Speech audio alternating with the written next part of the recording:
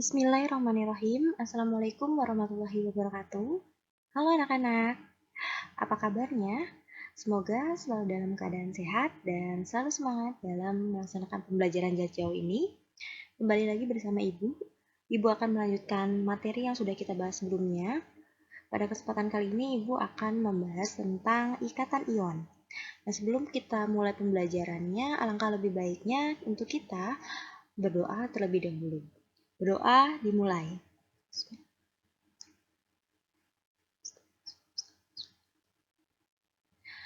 Berdoa selesai.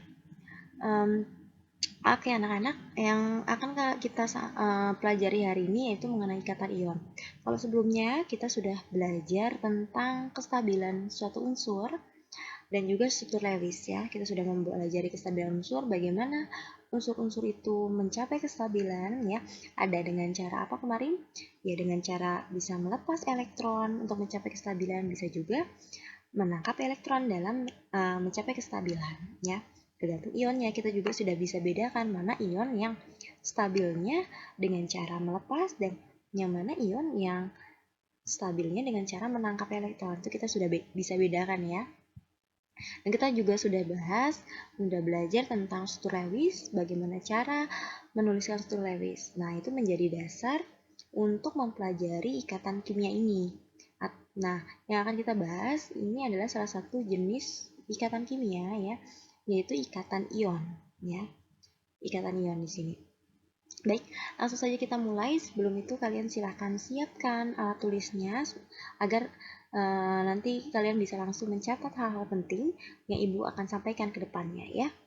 Oke, ikatan ion. Ikatan ion itu adalah suatu ikatan yang nanti akan terjadi kepada unsur-unsur yang akan membentuk senyawa ion. Nah, senyawa ion ini banyak sekali manfaatnya di dalam kehidupan sehari-hari ya. Salah satunya yang paling terkenal senyawa ion itu adalah garam dapur atau natrium klorida atau NaCl. Nah, garam dapur sangat bermanfaat kan dalam kehidupan kita, yaitu dengan untuk memasak dan lain sebagainya ya. Dan senyawa ion lainnya yang juga ada di dalam kehidupan sehari-hari, yang dimanfaatkan dalam kehidupan sehari-hari yaitu ada natrium hidroksida atau kalium hidroksida atau KOH. Nah, ini biasa ada di deterjen ya. Deterjen biasa kita nyuci itu ya. Ada juga nih senyawa ion yang terkandung di dalam deodoran, yaitu ALOH 2 kali Cl atau aluminium klorhidrat. Nah, itu adalah salah satu bahan dari deodoran yang merupakan senyawa ion. Ada juga pada pasta gigi kita nih juga mengandung senyawa ion, yaitu natrium klorida ya atau NaF. Atau kita bahkan ada juga di dalam obat kita ya, obat mah kadang-kadang itu ya. Kalau kita sakit mah itu kan kita minum obat mah. Nah, itu juga mengandung senyawa ion, yaitu ALOH 3 kali atau aluminium hidroksida, ada MgCO3 atau magnesium karbonat ya. Ada juga MgOH 2 kali atau magnesium hidroksida, itu terkandung di dalam obat mah. Bahkan yang kalian suka temuin di lalu lintas di jalan itu ada lampu merah. Nah, lampu merah ini itu berisi zinc oksida yang juga merupakan senyawa ion. Jadi banyak sekali ya senyawa ion yang bisa bermanfaat dalam kehidupan sehari-hari. Nah, kita juga harus pelajari bagaimana nih senyawa ion itu terbentuk. Bagaimana kok bisa sih suatu senyawa ini disebut senyawa ion? Bagaimana ikatannya? Bagaimana cara berikatannya gitu ya? Nah, kita akan bahas pada pertemuan kali ini. Oke. Ikatan ion ya. Ikatan ion itu adalah ikatan yang terjadi antara atom yang melepas elektron. Nah, atom yang melepas elektron itu disebut unsur logam dengan atom yang menangkap elektron. Nah, atom yang menangkap elektron itu disebut unsur non-logam. Jadi ingat ya.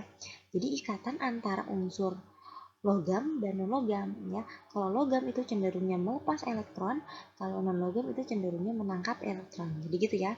Jadi ikatan ion adalah ikatan yang terjadi antara unsur logam dengan unsur non-logam. Nah, unsur logam itu biasanya bersifat elektropositif ya. Jadi unsurnya itu biasanya nanti positif. Nah, Terus dia sifat lainnya itu dia mudah melepas elektron. Nah, jadi kalau unsur-unsur yang stabilnya dengan cara biasanya melepas elektron itu termasuk ke dalam unsur logam. Itu disebut unsur logam ya. Nah, karena dia melepas elektron maka akan terbentuk yang namanya kation ya. Kation itu adalah ion yang bermuatan positif. Nah, itu disebut kation. Kalau unsur non-logam itu kebalikannya dari unsur logam. Dia cenderung bersifat elektronegatif ya. Jadi muatannya nanti negatif. Terus juga cenderungnya dia menangkap elektron. Jadi unsurnya untuk mencapai kestabilan itu dengan cara menangkap elektron. Nah, dia menangkap elektron sehingga membentuk anion atau ion yang bermuatan negatif. Paham ya sampai sini ya? Jadi ikatan ion adalah ikatan yang terjadi antara unsur logam dan non-logam. Atau gampangnya, ikatan yang terjadi karena adanya serah terima elektron. Kenapa disebut serah terima elektron? Karena di sini ada yang melepaskan, ada yang menyerahkan elektron, dan ada juga yang menangkap elektron atau yang menerima elektron. Makanya disebut sebagai ikatan yang terjadi karena adanya serah terima elektron. Paham ya sampai situ ya? Jadi adanya serah terima elektron. Karena adanya ikatan ini maka akan menghasilkan senyawa ion yang tadi ya.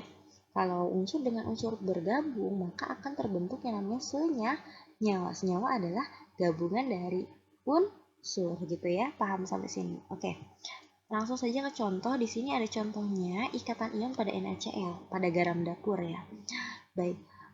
Untuk tahu suatu unsur itu atau unsur satu dengan yang lainnya berikatan itu akan berikan secara ikatan kovalen atau yang lain itu dengan cara seperti ini. Jadi ini kan NaCl berarti ada unsur Na dan Cl ya kan?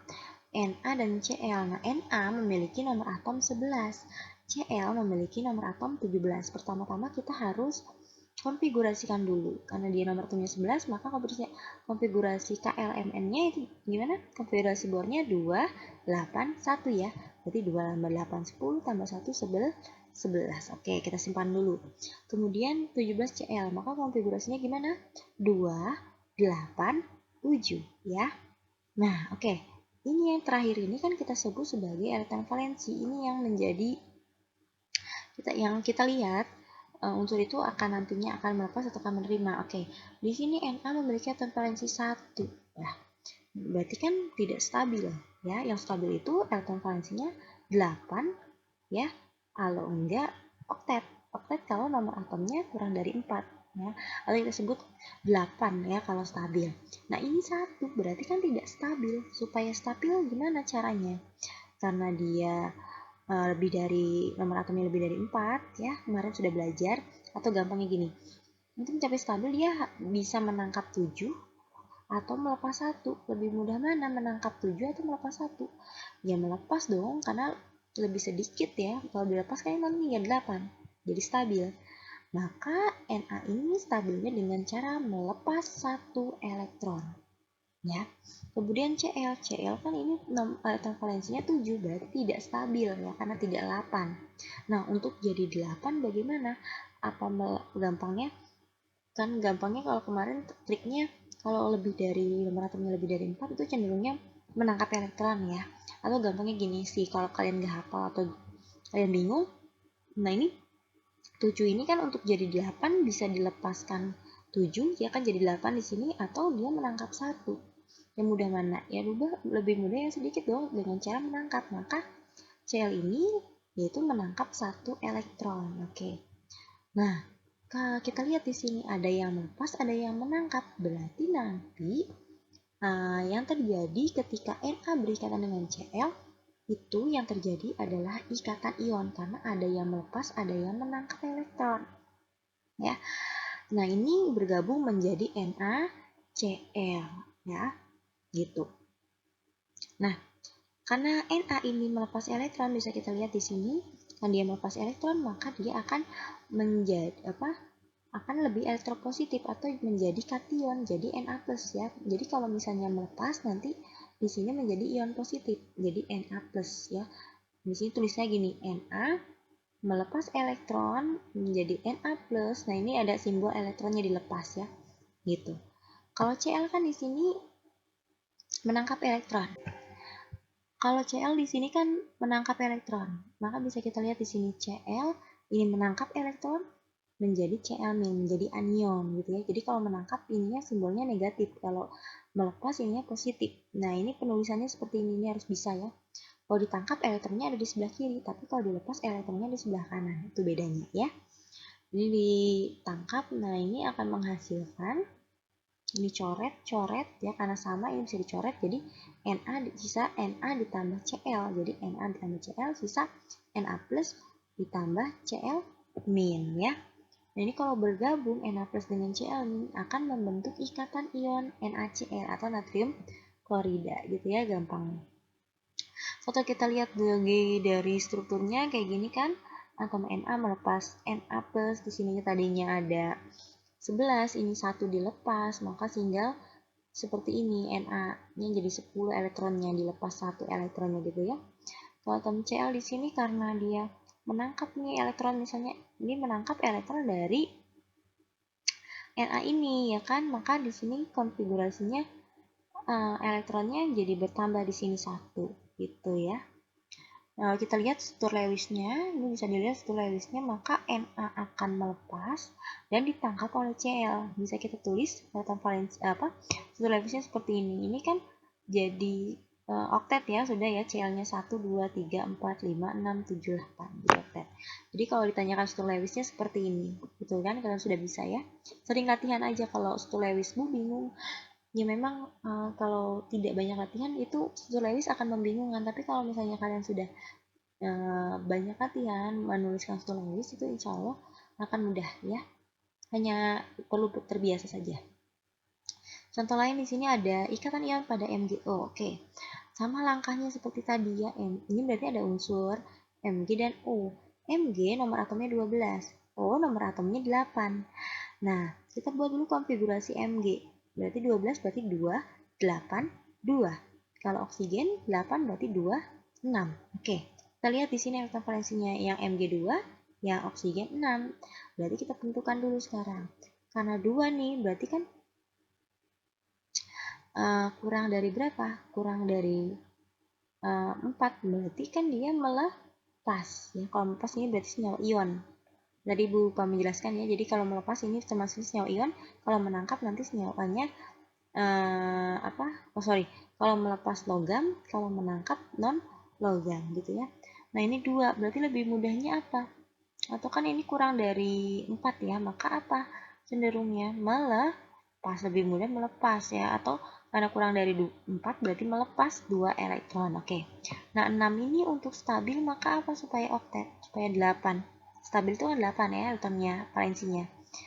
Berarti apa lebih mudah apa? Atau dia lebih dari 4 nih, berarti cenderungnya menangkap 2 elektron. Oke. Nah, ini karena sama, kalau sama langsung saja di sini MgO akan terbentuk MgO, atau bisa kita tuliskan seperti ini kan. Kalau Mg saja kan konfigurasinya 282. Nah, ini kan melepas elektron, kalau melepas ini menjadi apa? Positif. Yang dilepas berapa? 2. Maka di sini tuliskan Mg2+. Kalau yang tadi kan hanya Na+, karena yang dilepasnya 1 ya. 1 kan biasanya nggak ditulis di sini. Cl juga Cl- doang karena apa? Karena juga cuman menangkap 1. Nah, begitupun sama dengan yang ini.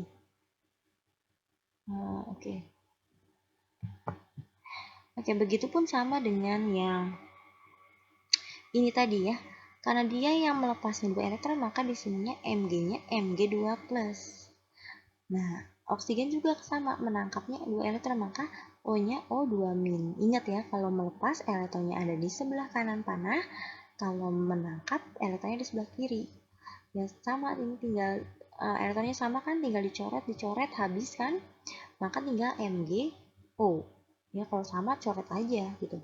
Terus menghasilkan Mg2+ dan O2-. Ya, kalau ini bergabung akan membentuk MgO. Nah, kalau disuruh menuliskan struktur Lewisnya, kita bisa tuliskan struktur Lewisnya seperti ini. MgO kan Mg melepas 2 elektron, oksigen punya 6 elektron valensi 1, 2, 3, 4, 5, 6. Kalau mereka bersatu kan menjadi stabil ya. Jadi 1, 2, 3, 4, 5, 6, 7, 8. Jadi oktet. Jadi stabil gitu ya. Itu ikatan ion pada MgO ya, magnesium oksida. Oke, selanjutnya ada contoh yang selanjutnya. Kenapa Ibu memberi contoh berbeda-beda? Ya karena supaya kalian bisa membedakan bagaimana caranya ikatan ion itu terbentuk dan apa senyawa yang terbentuknya gitu ya. Nah, sekarang ikatan ion pada Al2O3. Berarti kan ini ada atom Al, ada atom oksigen, ada unsur Al, ada unsur oksigen. Al nomor atomnya 13, oksigen nomor atomnya 8. Kita buat juga kombinasinya, berarti 2, 8, 3. Oksigen itu 2, 6. Ya, kita lihat elektron valensinya. Karena elektron valensinya di sini kurang dari 4, ya, dia akan cenderung mudahnya melepas ya. Melepas berapa? Yang dilepaskan 3 elektron. Oke. Di sini elektron valensinya 6, berarti lebih dari 4, maka cenderungnya menangkap 2 elektron ya. Lebih mudahnya menangkap 2 elektron supaya stabil kan daripada melepas 6 elektron. Oke. Nah, di sini kalau yang tadi sebelum-sebelumnya kan elektron yang dilepas dan ditangkap itu sama. Nah, bagaimana kalau elektron yang dilepas dan ditangkapnya berbeda seperti ini?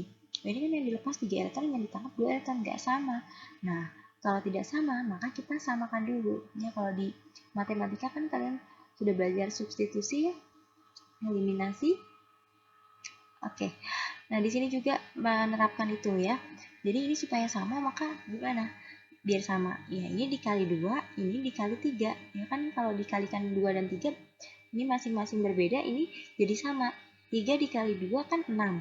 2 dikali 3, 6. Oh, berarti elektronnya nanti akan sama. Berarti unsur ini juga nanti ikut juga dikalikan dengan ini. Ini juga ikut dikalikan dengan ini. Berarti gimana? Berarti bukan ALO yang terbentuk ya. Karena ini elektronnya nggak sama, maka dikalikan ini. Berarti AL-nya jadi berapa?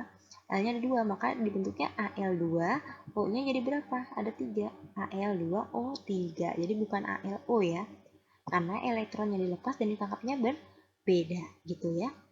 Nah, ini juga bisa dilihat. Nah, Al ini melepas elektron sebanyak 3, maka Al3+. Nah, di sini juga elektronnya dilepas, ditulis 3 elektron ya. Oksigen di sini menangkapnya berapa? 2. Berarti di sini tulis 2 elektron. Dan di sininya anionnya 2 min. Nah, ini karena berbeda kan, biar sama dikali 2, ini dikali 3, ya kan? Jadi dikali 2, ini dikali 3. Maka Al-nya nanti jadi 2 Al. Ini kan elektronnya jadi sama kan, nanti ketika sudah dikalikan ini maka dicoret saja elektronnya.